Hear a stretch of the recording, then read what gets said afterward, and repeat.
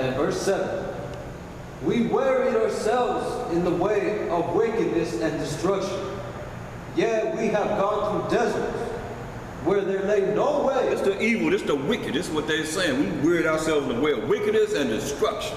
Ain't gonna be no more wickedness and destruction in the kingdom. Ain't gonna be no violence. Shall no more be heard in the land of Israel. So you gotta understand what he's telling us. This is what they did, this is what they gonna say.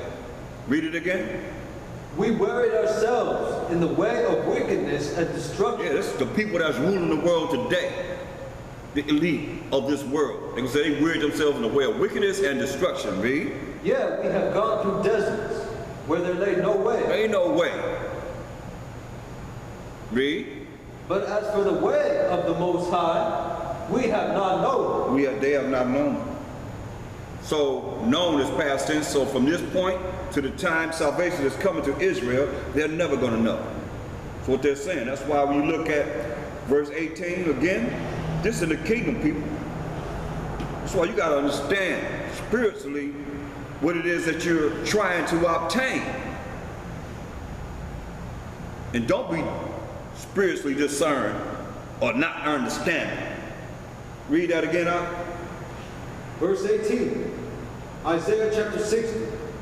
Violence shall no more be heard in thy land. Violence ain't gonna be no more heard in our land, read. Wasting nor destruction within thy borders. Yes, remember they said they wearied themselves in the way of wickedness and destruction. Ain't gonna be no more, read. But thou shalt call thy walls salvation. We gonna call our walls what? Salvation. Power, rulership, and authority. Salvation, read. And thy gates praise. And the gates praise, man. It's gonna be 3 tribes on each gate. 4 gates, north, south, west, and east. And 3 of the tribes of Israel on each gate, which make up the 12 tribes of Israel. Verse 20. Verse 20. No, verse 21. Verse 21. Thy people also shall be all righteous. They shall inherit the land forever. The branch of my planting, the work of my hands, that I may be glorified. There it is, man. See, our people shall be all righteous. All 12 tribes, we're going to be righteous. They shall inherit the land forever. This is the last time we got to go through these changes as we're going through. The branch of the Most High's planting, the work of the Most High's hands, that He may be glorified. Read. A little one shall become 1,000. A little one shall become 1,000. Read. And the small one a strong nation. And a small one a strong nation. Read. I, the Most High, will hasten it in His time. That's right. He's going to make it happen in His time. So don't let nobody tell you it's going to be this time or that time. He said He's going to do it when? In His time. In His time. Like Mashayach said, hey, that's in the Most High's hand. Now jump over to Isaiah 66 and start at 22. This is the kingdom, right? Chapter 66, verse 22. For as the new heavens and the new earth, which I will make, shall remain before me, saith the Most High, so shall your seed and your name remain. That's right. Wait a minute. Go back to 60 and read 21 and 22. Chapter 60, Isaiah, verse 21. Thy people also shall be all righteous. See, we're going to be all righteous, the Most High will. If we make it, we're going to be all righteous, read. They shall inherit the land forever. They shall inherit the land forever, read. The branch of my planting. The branch of His planting. So let no man tell you, hey, I'm going to plant you over here. We can go over here. Most High say He going to plant us in our land, read. The work of my hands. The work of the Most High's hands, read. That I may be glorified. This is all for the glorification of the Most High. That He can be glorified. Understand this. He's the one going to do this. Not no man. Read. A little one shall become 1,000. A little one gonna become 1,000. I mean, you have 1,000 babies, 1,000 children. A little one shall have 1,000. I wonder what a strong one gonna have. If a little one gonna have 1,000 babies, read. And the small one, a strong nation. And a small one, a strong nation, read. I, the Most High, will hasten it in his time. So he gonna have this happen in his time, man. That's why when you look at, right now we're rehearsing the righteous acts. A lot of people have a problem with certain things that we're going to deal with. How are we going to do something new in the kingdom that you against right now? You say it's against the law right now, but yet still in the kingdom it's going to be the law. It's going to be okay. Make that make sense to me. It's not okay. It's a sin. It's abomination. Most of us say he ain't all abomination, but he's going to allow abomination to be in the kingdom. Talk to me. You understand what I'm saying? You're saying that things that are going to happen in the kingdom that's going to be forever and ever and ever is an abomination now, a filthy wicked act now. You better think, better rethink yourself. Okay, now let's go to Isaiah 66:22. Isaiah chapter 66, verse 22. For as the new heavens and the new earth, which I will make, shall remain before me, saith the Most High, so shall your seed and your name remain. And it shall come to pass that from one new moon to another. This is in the kingdom, y'all, so we rehearsing the righteous act. So from one new moon to another in the kingdom, read. And from one Sabbath to another. And from one seventh day to another seventh day, and from one holy convocation to another holy convocation, read. Shall all flesh come to worship before me. All flesh will come to worship before him, read. Saith the Most High. Come on. And they shall go forth and look upon the carcasses of the men that have transgressed against me. For their worm shall not die, neither shall their fire be quenched, and they shall be an abhorring unto all flesh. Right. This is what he's telling us. Read verse 16. Verse 16.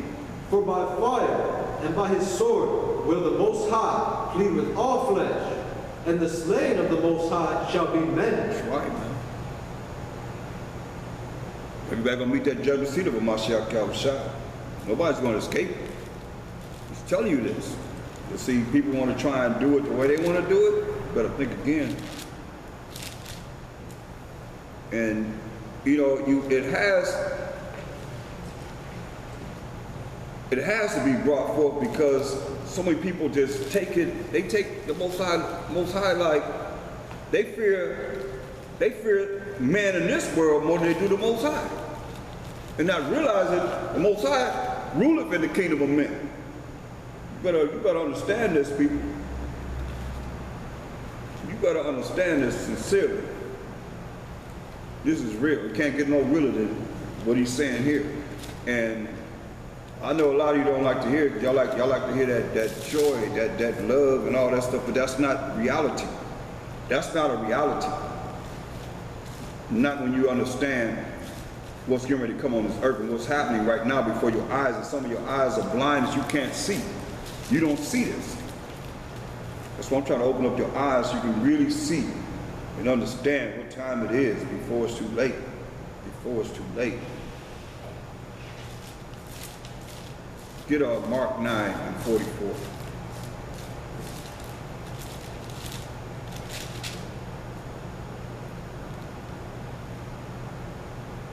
Now read verse, start at 42 because it's very important too, because a lot of people are offensive and they really don't know who they really are offending. This is what Mashayach said. Let's read it. Mark chapter 9 verse 42. And whosoever shall offend one of these little ones that believe in me. And we say that little one gonna become 1,000, and a small one a strong nation. But he says, and whosoever shall offend one of these little ones that believe in the Mashayach Yahushua, read. It is better for him that a millstone were hanged about his neck, and he were cast into the sea. Yeah, because everybody don't believe. Everybody's not a little one that believe on the Mashayach, that confess him. Because most people confess of who? Israel. Most people confessing of Israel. That's what y'all like to hear about yourself. That's why most people don't know about the Most High, enough about the Most High, enough about a Mashayach to fear him. Because you're looking at, just like you're an Israelite Christian, you're looking at everything gonna be peaches and cream. Ain't nothing gonna be peaches and cream. He said the righteous scarcely gonna be saved. He said, hey, to mess with one of his little ones, better for you to tie a millstone around your neck and let it be cast into the sea. Read. And if thy hand offend thee, cut it off. It is better for thee to enter into life maimed than having two hands to go into hell, into the fire that never shall be quenched. Hear that? Whatever you're doing, stop doing it. So it's better for you to go, especially breaking down your pride. The things that you think you're doing, you think the Most High ain't watching you, he don't see you. And what you're doing and what you're not doing according to what you should be doing, breaking his laws and thinking it's okay. So you better cut it out. You better cut it off. So it's better to come into the kingdom maimed.